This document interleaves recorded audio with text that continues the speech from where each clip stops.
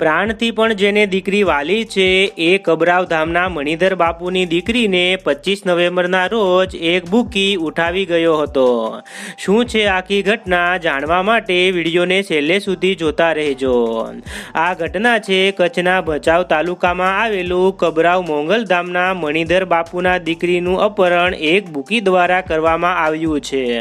આ ઘટનાની જાણ થતાં ભચાઉ પોલીસે એક ટીમ તૈયાર કરી અને દીકરીની શોધ માટે ઓપરેશન શરૂ કર્યું હતું।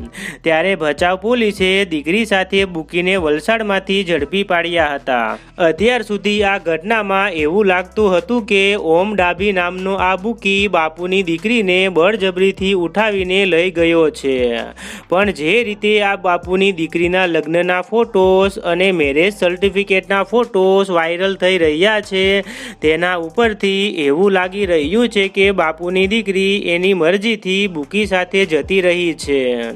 આ ઘટના બહાર આવતા લાખો લોકોની શ્રદ્ધા જે કબરાવ ધામ સાથે જોડાયેલી છે તેમને ઠેસ પહોંચી હતી। આ આખી ઘટનામાં દીકરી ગઈ ત્યારે એવું કહેવામાં આવ્યું કે દીકરીનું અપહરણ થયું છે, પણ પછી વાત સામે એવી આવી કે દીકરીએ લગ્ન કરી લીધા છે। લગ્નના ફોટો અને મેરેજ સર્ટિફિકેટ જોતા એવું લાગે છે કે દીકરીએ એની મરજીથી બુકી સાથે લગ્ન કરેલા છે। તમને શું લાગે છે કોમેન્ટ કરીને જરૂર જણાવજો। આ વિડીયોમાં આટલું જ, ફરી એક નવા વિડીયોમાં મળીએ।